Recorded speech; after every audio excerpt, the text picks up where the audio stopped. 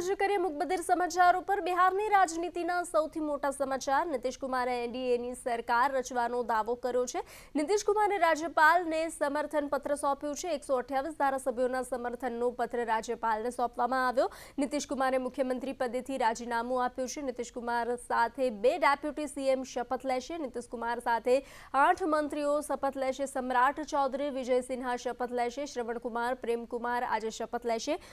વિજેન્દ્ર યાદવ, સુમિત કુમાર શપથ લેશે। સંતોષ કુમાર, સુમન પણ શપથ લેશે। મેં રાજીનામું આપ્યું છે તેવું નીતિશ કુમારનું નિવેદન સામે આવ્યું છે। સરકાર ભંગ કરી દીધી છે, હવે નવા ગઠબંધનની રચના કરીશું તેવું નિવેદન નીતિશ કુમારનું સામે આવ્યું છે।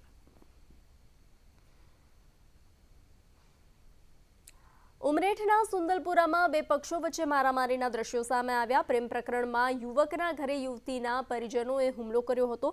3 વર્ષ બાદ યુવક યુવતી ગામમાં પરત ફરતા હુમલો કરવામાં આવ્યો। 30 થી 35 વ્યક્તિઓના ટોળાએ યુવકના ઘર પર હુમલો કર્યો હતો। લાકડીઓ સહિત તીક્ષ્ણ હથિયારો સાથે હુમલો કરવામાં આવ્યો। તોડફોડ દરમિયાન પરિવારે યુવતીને માર માર્યો। યુવકના ઘરમાં ઘૂસી તોડફોડ કરવામાં આવી હતી।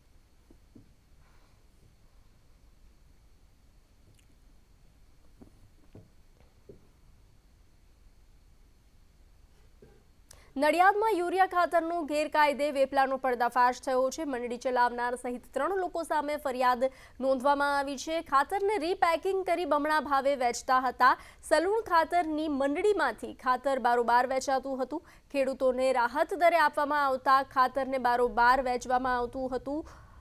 વરેવટા ચોકડી પાસે ગોડાઉનમાંથી ગેરકાયદે ખાતર ઝડપી પાડવામાં આવ્યું છે। ખાતરના સેમ્પલો એકત્ર કરી પૃથ્થકરણ માટે મોકલવામાં આવ્યા છે। નીમ કોટેડ યુરિયા સબસિડીયુક્ત ખાતર હોવાનું ખુલ્યું છે।